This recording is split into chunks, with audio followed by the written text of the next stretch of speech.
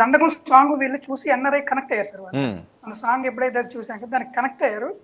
ఆ మధ్యలో ఈ జగదీష్ గారు మనకి రేవంత్ రెడ్డి సాంగ్ కూడా కావాలంటే మెయిన్ ముఖ్యంగా కొంతమందికి థ్యాంక్స్ చెప్పుకోవాలి సార్.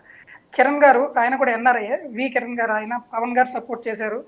కొన్ని ఇన్పుట్స్ తీసుకున్నాము. అలాగే అక్కడ టీం జానకిరామ్ గారు సింగర్, వాళ్ళ టీం పవన్ గారు ఒకన్నారు, సాయి గారు ఒకన్నారు కీబోర్డ్ ప్లేయర్, వీళ్ళంతా కలిస్తే ఈ సాంగ్ అయింది సార్. ఇది ఫస్ట్ వెర్షన్ కాదు సార్, ఇది 3 వెర్షన్లు. ఓకే, ఏదో చెప్తాను మీకు. అప్పుడు కూడా పవన్ గారి గురించి రాస్తుంటే పెన్ ఆగదు సార్, ఉమ్, పేజీలు మారుతుంటే పెన్ ఆగదు. అలాగున్న ఇన్పుట్స్ మాకు ఎక్కువైపోయాయి. అంటే ఏం తీసి ఏది పెట్టాలి మాకు ఎడిటింగ్ చాలా ఇబ్బంది అయిపోయింది మాకు. అందుకని 3 వెర్షన్స్ చేసాము. 3 వెర్షన్ అయిపోయిన తర్వాత వీళ్ళకి సాంగ్ ఇచ్చేసా.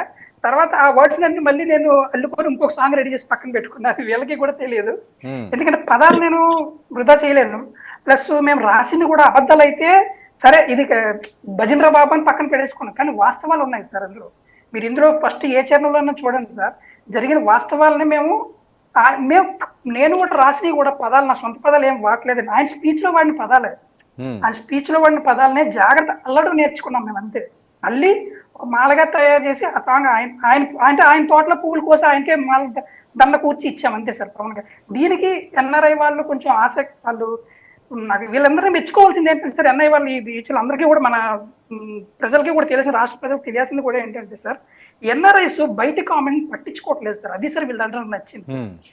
బయట ఏ ఇష్యూస్ వచ్చినా, ఎలిగేషన్స్ వచ్చినా, కామెంట్స్ వచ్చినా, పవన్ కళ్యాణ్ మీద వ్యతిరేకత ఏం వచ్చినా సరే వీళ్ళకి నథింగ్. వీళ్ళ గోల్ ఏంటంటే పవన్ గారికి మనం ఏం చేస్తున్నాం, పవన్ గారికి ఏం చేయాలి. 20 సీట్లు ఇచ్చినప్పుడు కూడా చాలా మంది బాధపడ్డారేమో, కానీ ఎన్ఆర్ఐ ఒకటే వ్యూహం ఆయనది, మన సేవకులు ఆయన మనం ఏమంటారు, ఆయన అధికారం బాధ్యత ఆయనకు అబ్జెక్ట్. ఆయన ఏ వేలో వెళ్తే మనకెందుకు, 20 అన్నారు, 29 సీట్లతో కూడా కర్ణాటక అదే మన పక్క రాష్ట్రాల్లో సీఎం లేని రోజులు కూడా ఉన్నాయి. బట్ వీళ్ళ వ్యూ ఏంటంటే గుడ్డిగా ఈయన పవన్ కళ్యాణ్ గారు మనకు అటువైపు చూపించారు, మనం వెళ్ళిపోతాం అంతే. దానికి కావాల్సిన సపోర్ట్ ఏంటి, అలాగే మమ్మల్ని ఎంకరేజ్ చేసి మాకు కావాల్సిన ఏమేమి కావాలో అన్నీ వాళ్ళు ఏర్పాటు చేసి ఒక టీం మనీ, దీంట్లో మళ్ళీ ఏదో మనీ డబ్బులేనే కాకుండా అందరిది ఒక వ్యూ అండి, అందరిది ఒకటే ఆశయం ఏంటి, పవన్ గారిని అధికారంలో కూర్చోబెట్టాలి, ఆయన ఆ స్థాయిలో చూడాలి.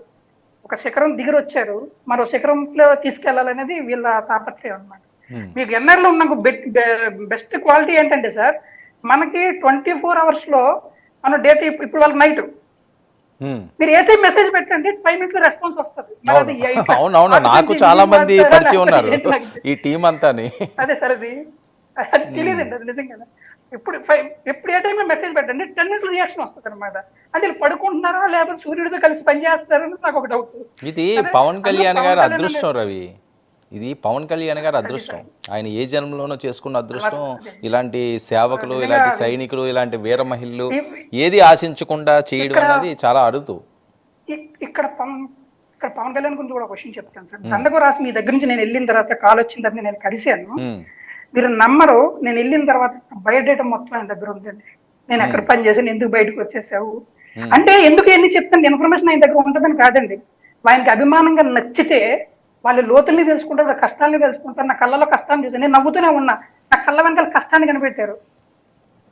నేనేమి ఆశించుకుంటానే ఆయన, ఇగో నీకు ఈ సపోర్ట్ నాకు ఉంటుంది, నువ్వు ఎప్పుడైనా వచ్చేసే నా దగ్గర, దాంతో పాటు కొన్ని రాసిని పట్టుకెళ్ళి చూపించాము మీకు. ఇంకొక ఇక్కడ అద్భుతం అంటే, యువత అందరికి చాలా మంది చెప్తున్నది ఏంటంటే సార్, సలహా ఇస్తుంది తీసుకోవడం చాలా మంది వాగుతున్నాడు, కానీ కుక్కవాదాలు అన్నీ అది రాంగ్ అండి.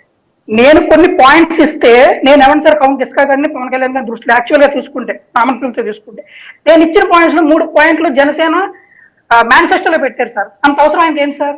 ఓకే, నేను నేను పాటించాలనా? నేను ఇచ్చిన ప్లస్ పబ్లిక్ గా చదివారు, యువశక్తి ప్రోగ్రామ్ లో చదివారు. ఇదిగో మీకు నీ నేల కుర్రోడు మీకు రాసి ఇచ్చిన ఈ బాగున్నాయి, నేను మేనిఫెస్టో పెడతాను అని చెప్పి వితిన్ 6 months లో మేనిఫెస్టోలో యాడ్ చేశారు సార్. ఇక్కడ నేనేదో చేసి నాకు ఇస్తున్నాను అనట్లేదండి, ఎవరు సలహా ఇచ్చినా అది ప్రజలకు ఉపయోగపడుతుంది అంటే ఆయన తీసుకుంటుంది సార్. ఆయన దగ్గర నుంచి చూసినప్పుడు కూడా మాకు ఎంత ఇదంటే, ఆయన నన్ను చూసి ఆగేయారు అనమాట. నా గురించి గొప్పగా ఆయన చెప్పడం మొదలు పెట్టారంటే ఒకసారి ఆలోచించారు. నాకు ఆయన ఇచ్చేసిన అవసరం లేదు, కాబట్టి మీరు అన్నారు ఇందాక టాలెంట్ ఉంటే ఆయన గుర్తిస్తారు సార్. ఆయన కంటి చూపు పడిందంటే నువ్వు మర్చిపోతావేమో, ఆయన మాత్రం గుర్తుపెట్టుకుంటారు. నేను చూసింది అది. నాకు 20 minutes టైం ఇచ్చారు, పర్సనల్ గా మాట్లాడారు, నా ఫ్యామిలీ గురించి అడిగి తెలుసుకున్నారు. అంత అవసరం నిజంగా సాంగ్ రాసేమని విన్నారా, అయిపోయింది ఓకే. నీ సాంగ్ నేను త్రివిక్రమ్ శ్రీనివాస్ గారికి చూపించాను అయ్యా అంటే నాకు ఏ లెవెల్లో ఉంటుంది ఒకసారి ఆలోచించాను. నా పాటని నాకు నచ్చిన ఆయన చూపించాను, చాలా బాగుందన్న. ఇంకొక విషయం సార్, అప్పటి వరకు నా టాలెంట్ ఏంటో నాకు తెలియదు. ఆ రోజు ఆయన పవన్ నా కళ్ళల్లో చూసి ఒకే ఒక మాట చెప్పారు, నువ్వు నాతో వస్తావా అంటే, నా చితిలో చివరి నిప్పు కడికి ఆరే వరకు మీతోనే ఉంటాను సార్ అని ఒకే ఒక పదం వాడితే నేనేంటో నాకు చెప్పారు సార్ 2 లైన్లు, ఇది నువ్వు అని. ఆ రోజు నుంచి నాకు అర్థమయ్యింది, ఇది నేను. మీరు రిపోర్టింగ్ చేస్తారు, ఇప్పుడు డిబేట్స్ లో పాల్గొని చర్చను బాగా నడిపిస్తారు, బట్ మన టాలెంట్ ఏదో మనకు తెలియదు. కానీ అది ఆయన గమనించి చెప్పారు, ఇది నీలో ఉంది, దీన్ని నువ్వు కాపాడుకో అని. ఎందుకు ఎంత చెప్తున్నానంటే గొప్పగా పొగడ్డానికి కాదండి, వ్యక్తిని చూస్తే స్కాన్ చేసి చెప్పేయగలరు సార్. ఎవరిని దూరం పెట్టాలి, ఎవరిని దగ్గర చేసుకోవాలి, ఎవరికి మనసుని అద్దుకోవాలి అని తెలిసింది. నాకు ఎప్పుడు లేదు, సెకండ్ అడిగితే నాకు హగ్ కావాలి సార్ అంటే, నీకు కాబట్టి ఎవరికిస్తున్నారు 100. ఎంత చదువు తీసుకున్నారంటే, అంత అంత ఫ్యామిలీ మెంబర్ తో మాట్లాడారంటే నిజంగా. అందుకే సార్ మీరు అన్నారు ఇందాక అదృష్టం అని. ఆయనకి ఎందుకు అడిక్ట్ అయిపోతామంటే, వ్యసనంలాగా ఎందుకు అయిపోతుంది అంటే, ఎవరిదైనా ఫస్ట్ మనకి బ్లడ్ లో కలుస్తుంది సార్, ఏ ఫుడ్ తిన్నా ఏ లిక్విడ్ తీసుకున్నా సరే, కానీ ఈ నరాల్లో కలిసిపోతారు సార్, మన నరాల్లో ఇంకిపోతారు సార్.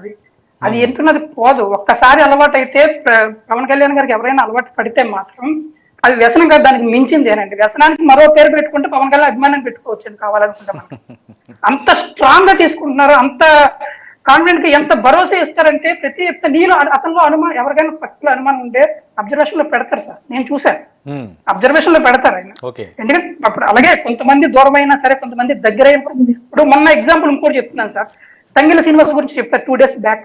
10 లక్షలతో వచ్చిన కుర్రోడు ఎదిగాడు అంటే, ఆయన 17లో వచ్చానన్నారు, ఇప్పుడు దగ్గర 2024 అంటే ఇంచుమించు 7 సంవత్సరాల జర్నీ. ఏ రోజు తంగిల విజయ్ కుమార్ ఉదయ శ్రీనివాస్ గురించి ఆయన ఒక్క మాట మాట్లాడలేదు. ఆయన పరోక్షంగా ప్రత్యేక ఏ ప్రయత్నం. కానీ నిన్న చెప్పారు చూసారండి, 10 లక్షల నుంచి 10,000 మందికి రోజు ఉపాధి ఇవ్వడానికి కూడా ఈ సందర్భాన్ని ఒక వేదికను చేసుకుని ఆయన వాల్యూ ఇచ్చేది చూసారండి. అది సార్ పవన్ కళ్యాణ్ గారు అంటే, గుర్తించడానికి గుర్తిస్తారు, టైం పడుతుంది. టైం పట్టే వరకు మనకే ఓపిక సహనం ఉండాలి, అప్పుడే జన సైనికులు అవుతుంది. మొన్న ఎవరో ఇలాగే లైవ్ పెట్టి ఎన్ఆర్ఐసి ఒక కార్యక్రమం పెట్టారు శివరాత్రికి. అందులో ఒక డౌట్ అడిగారు, సార్ పవన్ కళ్యాణ్ గారు కొంతమంది అర్థం చేసుకోలేకపోతే అందరూ చదువుకున్న కూడా ఉన్నారు అంటే, నేను ఒకటి చెప్పాను సార్, పవన్ కళ్యాణ్ గారిని అర్థం చేసుకోవాలంటే నీ దగ్గర 2 క్వాలిఫికేషన్లు ఉండాలి. ఒకటి మానవత్వం ఉండాలి, 2 ఇంగిత జ్ఞానం ఉండాలి. ఈ 2 ఉన్నవాడే పవన్ కళ్యాణ్కి అర్థం అవుతుంది సార్, లేకపోతే పవన్ కళ్యాణ్ ఎవ్వరికీ అర్థం అవ్వదు. పవన్ కళ్యాణ్ ఈ రోజు వరకు ఎందుకు అర్థం చేసుకోలేకపోతున్నారంటే, ఒకటి ఇంగిత జ్ఞానం లేకపోతే ఉండాలి, 2 మానవత్వం లేకపోవాలి. ఈ 2 క్వాలిఫికేషన్ ఉన్నవాడే పవన్ కళ్యాణ్ అర్థం అవుతుంది. పవన్ కళ్యాణ్ అర్థం అవ్వాలంటే మాత్రం 2 క్వాలిఫికేషన్ లేనోడు అనేది నా ఒపీనియన్. దానికి మొన్న అది సార్ రవి నువ్వు మాట్లాడుతున్నా అంటే రవి